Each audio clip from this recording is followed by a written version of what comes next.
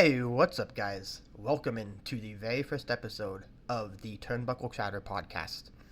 I've been wanting to do this podcast for a long time now, and then finally decided I was going to do it. Kind of kept delaying it, and then it kind of just dawned on me that the first of the year, like the very first day of the year, no better time to launch this thing. So, hope you guys enjoy it. It's going to be a fun time. So I want to take the first 5 or 6 minutes or so of this first episode to kind of just tell you guys what this podcast is going to be about. So obviously this is a wrestling channel, and most of the time the podcast will be wrestling related, but there will be times I do a podcast episode and it's just kind of about what's going on in my life. I think once a month, once every couple of months, I'm going to do just kind of like a real life update in a podcast episode, just to kind of let you guys know what's going on with me and whatnot. Just because I feel like that's kind of a cool change of pace. It gives you more insight into what the actual human me, and not just the content creator me, is up to. So I just think that would be really cool to do episodes like that once a month, once every other month. So that's kind of the plan there. These episodes, I can't give you a time that they're going to last. Some episodes might be 15-20 minutes, like quick ones. Other episodes could go for an hour or more. So it kind of just depends. So we're here for the ride. I got my coffee because, I guess that's the thing podcasters do, is drink coffee. So got my cup of coffee with me, and we are kind of ready to go. And this was nowhere near 5 minutes. So anyway, in the first episode of today of the podcast, I'm going to be discussing how I got into wrestling. So, really, without any further ado, let's get into it. So, I started watching wrestling. Now, granted, I was only 4 years old, so I don't really remember much of anything from this year, but I do know I got into wrestling around that time. So, it was 2002. I don't remember if it was before or after Cena debuted. Like I said, I don't fully remember a whole lot from this year, except for I'll go back on and watch clips on YouTube and be like, oh yeah, I actually have a vague memory of this. So, been watching on and off since 2002. I haven't watched like weekly since 2002, but I watched a ton from 2002 to, I want to say, about 2006. I watched a lot of WWE stuff. And in that 2006 time frame, I actually started watching a little bit of TNA and really enjoyed TNA, but still really enjoyed WWE. 2006, great year to be alive, by the way, if you're a wrestling fan. Just peak TNA with WWE, not as peak, but 2006 WWE was nothing to scoff at. 2006 is one of the last years I remember watching WWE on a very consistent, like, don't miss episodes basis.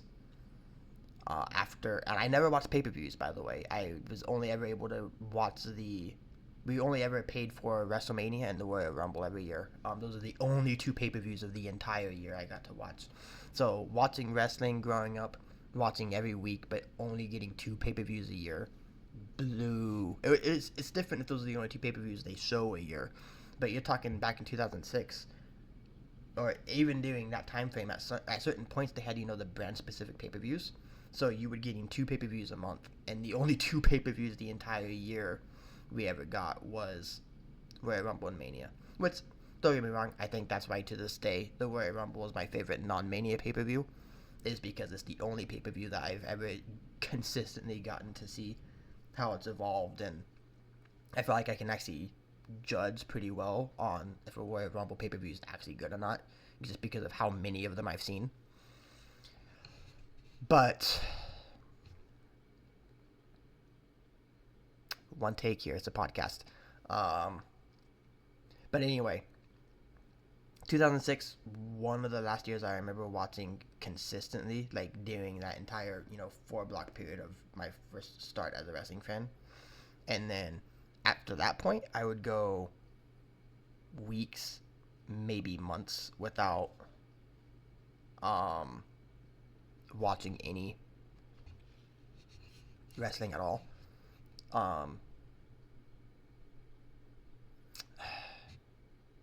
I would say that went until about 2009. 2010, and I got into it again, and I kind of watched on a full-time basis. I remember hearing that there was the Batista. I don't remember what year this is. Maybe me telling you this will help somebody in the comments let me know, hey, this was this. It was a Randy Orton and Batista feud, and Batista had gotten hurt, like his arm was messed up, and I don't remember if it was actually an actual injury or not. I want to say it was. And I remember this part of the show very well. Batista was like, I know something you don't know, talking to Randy, because Randy was talking all kinds of shit because obviously Batista was hurt, and then he takes it off and he clotheslines him, and it was awesome. I loved it. I don't remember what year this was, but I do remember that this was a year that I watched a lot of wrestling as well. I feel like it was very, very good, and it's still to this day, even though I can't tell you the year. I know the general time frame it was, but even though I can't tell you the year, it's still one of my favorite eras, or not eras. It's one of my favorite years of wrestling still, because it's one I think of quite a bit. I want to say it's like 2008, 2009. I'm almost positive it's somewhere in there. I don't think it's later than that. And then after probably another year or two, I stopped watching for a long time. I think from WrestleMania, I'm getting kind of thrown off here. I want to say from WrestleMania 27 through 29, I only really watched WrestleMania, and I didn't even watch anything else that led up to it. And I don't even really remember 27 through 29 much, other than the fact that, the two great Taker and Triple H matches. And I believe CM Punk and Triple H, not CM Punk, Triple H, CM Punk and Undertaker also happened at Mania during that stretch. But other than those three things, I don't remember much from those Manias, which, I don't know, they were okay. I feel like they were decent Manias. Not great, but they were solid. I feel like the Undertaker matches definitely stole the show in all three of those. And then WrestleMania 30. So, again, I don't know what year this was. This would have been, 10 years ago. So, 2015. Or probably 2014, actually. So, I watched that. I watched a lot of that year. I watched that entire Daniel Bryan story unfold.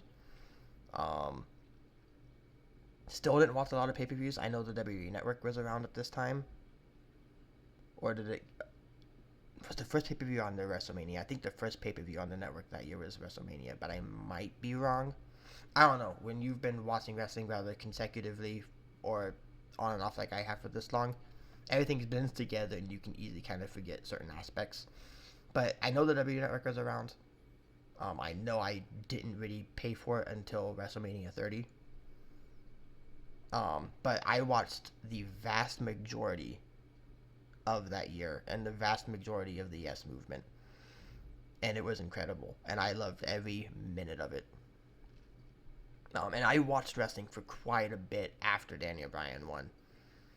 I want to say until he got injured and had to relinquish. Excuse me. I want to say at least until that point, and I kind of fell out of it again. I guess I should have mentioned before WrestleMania 30, the only reason I even watched wrestling on an off basis was because of CM Punk, which is why when he came back I marked out so hard, which nobody saw because wasn't live streaming that, and I really should have been. But anyway, I marked out really hard when Punk came back because Punk kept me into wrestling during the 2010s quite a bit. I don't know why I forgot that until just now, but yeah, Punk, full credit to him. I don't know if I'd still be a wrestling fan if it wasn't for Punk during that time frame. And then, again, we literally followed Punk up with the Yes Movement, and it was just like, okay, this is pretty cool. So, then they were at that point, and then WrestleMania 31. I would say from WrestleMania 30 to WrestleMania 31, I didn't watch every single episode, I didn't watch every single episode of Raw and SmackDown that year. In fact, I missed most SmackDowns. There was a long time where I didn't watch SmackDown. You didn't need to. The brand split was dead. They were doing the Super Show every single week. I'm pretty sure WrestleMania 30, WrestleMania 31, that was still going on. Um, when the brand split was dead, there was no point in watching SmackDown. SmackDown was basically just Monday Night Raw 2 for the week. So when people are talking about WWE now and how the brand split doesn't matter, that's not at all true. People don't show up. Raw guys or women do not show up on SmackDown or vice versa nearly as often as it happened back then. So if you're complaining about the brand split's not really a thing, you don't know wrestling. Just letting you know right now. But anyway, I didn't watch SmackDown during this time. There was just really no point. I watched Raw though. I watched it almost every single week. I know there were weeks I missed, but I did watch it more often than I missed. And this was from WrestleMania 30 to at least WrestleMania 31, and then pretty much every WrestleMania after this, I would not watch wrestling very much, and then I would watch the Royal Rumble, and then I would, sometimes I would watch all the rest of the shows, but a lot of times I would watch the Rumble, and I'd be like, okay, well, these two people are in the Rumble, don't need to do anything else. And so I would wait until Mania and then watch it again. Or I would wait till we hit, I watched, the final 2 Raws and even SmackDowns before Mania, and then I would just watch it then. And that's how I did it for a while. Until, I want to say WrestleMania 38. WrestleMania 38 is when I started to watch a lot more again, because there was a lot of hype coming around that, Cody Rhodes might be coming back, and if it's not Cody Rhodes, could it be Bray Wyatt? There was a lot of speculation about who could potentially be Seth Rollins' opponent at WrestleMania 38. And so that got me back into it again, on a more consistent basis. And so I watched for a while. I'm not even going to talk about 2019. Just so people know, I'm not even going to talk about 2019. We can just act like that never happened. But so WrestleMania 38, I came around. I watched, I want to say at least from the Rumble all the way to Mania, and then I watched a good chunk of WWE after that, because you had WrestleMania 38, which was the last WrestleMania under Vince McMahon, fully.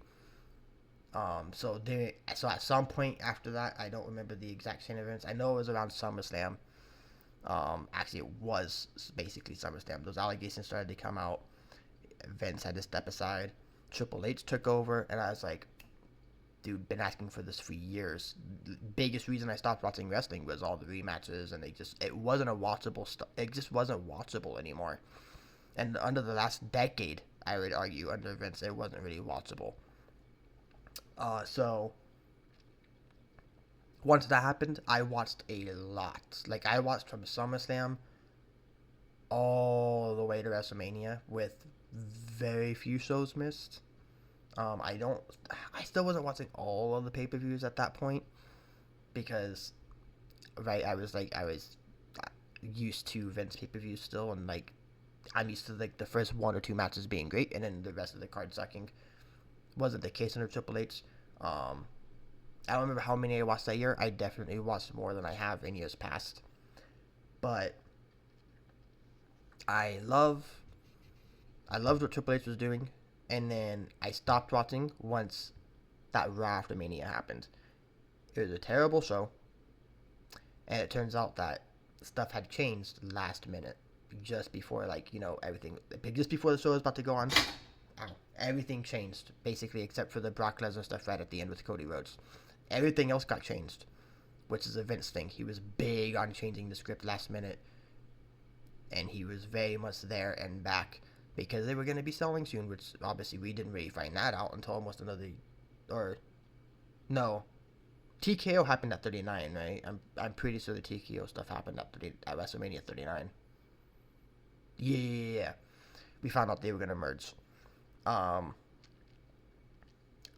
keep thinking it was around 40 when that was announced for some reason. So that happened, and so I stopped watching again, because I'm like, if Vince is back, I'm not touching the product. I'm not gonna even look at it. And then around SummerSlam again that next year, we hear that, he's probably gonna be ousted soon, permanently. So I watched that SummerSlam. I did not like that SummerSlam. I didn't really think SummerSlam last year was good. And we're talking 2023 SummerSlam, not 2024. 2024 SummerSlam cooked and felt like a WrestleMania. 2023 SummerSlam was not really a good show, especially with how good 2022's was. I wasn't big on the 2023 SummerSlam at all. I think to date it might be the worst Triple H pay-per-view. If we're not counting Crown Jewel from this year, which I know I'm skipping ahead a little bit here, but I'm not gonna like literally talk about every single show. But yeah, in general, I was like, okay. I kept my eye on it a lot more. Like, I was watching the highlights on YouTube, keeping up with storylines, because, like, at a certain point, Vince is probably going to be gone permanently, and I want to be caught up on storylines and stuff. So I always stayed focused. I always stayed, like, I paid attention to the product without watching it, because I knew at some point Vince would be gone again, and that's when I would pick my spot and go back in. It wasn't until the build-up to SummerSlam of 2023. I can say last year and you probably still know what I mean, but just to be more, I gotta quit hitting this. I'm like very animated apparently, but I was gonna do this with little quotations and I don't even know what I was gonna do now. But it was around SummerSlam. There was a lot of speculation that CM Punk may be coming back. So I watched Raw and SmackDown.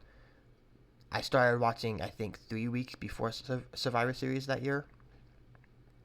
And let's just say, since that point, I have missed...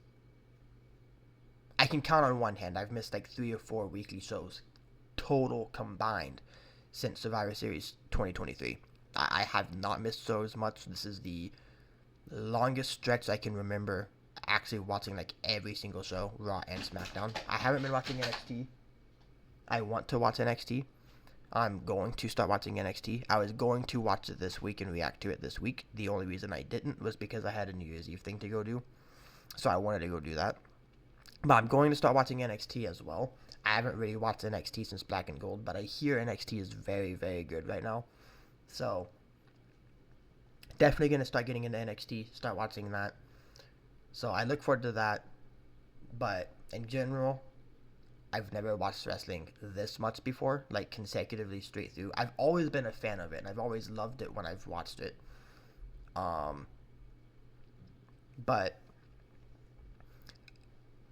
I love where wrestling is right now.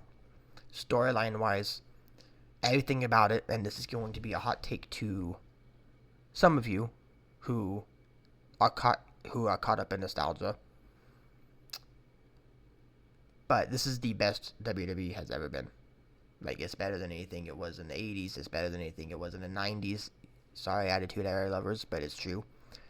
Better than anything in the Ruthless Aggression Era. What I'm saying, I grew up in the Ruthless Aggression Era. A lot of people who say the Attitude Era is the best era is because that's what they started watching wrestling on. I started watching wrestling during the Ruthless Aggression Era.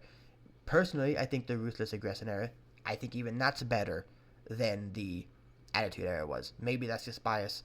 I've heard a lot of Attitude Era wrestling fans say that, the people who are caught up in this nostalgia don't realize that most of the Attitude Era sucked. There was just a few good segments every single week that carried it. I've just gone back and I've watched some of it. It seems to be mostly true. If it wasn't Stone Cold, The Rock, or Triple H doing something, and Kurt Angle at times, obviously, like, outside of, like, the big main 4 or 5 people, everything kind of sucked about it. So, it's not even me saying that. It's people who were around during the Attitude Era. I think the Ruthless Aggression Era as a whole seems like it was more consistent and you had better content throughout the entire era. And I still think the era we are in right now is the best era we've ever been in for WWE. And we're not even on Netflix officially yet. And 3-hour SmackDown start in a couple days. So it's about to actually get even better. And I think the build to WrestleMania that we're about to have this year is going to beat the build to Mania 40. And I think 41 might actually beat 40, or at least be very, very close. For those that don't know, I gave Night 1 a 9.5 rating. Jimmy versus Jey Uso was a horrendous match. I could have brought it down 2 ratings just because of it, but I didn't want to do that. And I gave Night 2 a perfect 10 out of 10, so averaged it out. 9.5 out of 10, I believe, is what I rated WrestleMania 40, and I would rate it that every single time I watch it. But I think WrestleMania 41 has the potential to be very good. For those that don't know, too, and I can get into this very briefly. I've never publicly said this before, but most of you wrestling fans you won't doubt this for a second because of all the stuff you've heard about the guy. But when I was, oh man, I want to say it was my 9th birthday. It was either my 9th or 10th birthday.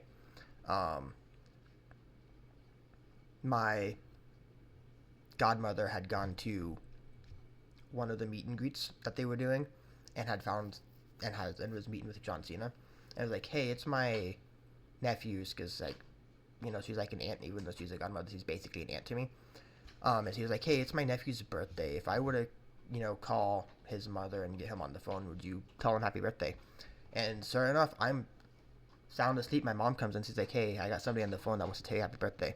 I answer the phone, I'm just like, hello, like super groggy, right? I literally had been up for seconds, and on the other end I hear, hey, this is John Cena, and I shot up so quickly, and we had like a 5-minute conversation, and it's one of those, no, there's no record of that phone call, so like I can't literally go back and relive it, but I relive it quite a bit. And so for that reason, even when everybody hated Cena, even during the Super Cena stage, I could never hate the guy. When he announced his retirement at Money in the Bank, I legit wanted to cry. Thankfully, he's doing a farewell tour, and I'm thankful that I'm going to be streaming pretty much every single step of that. So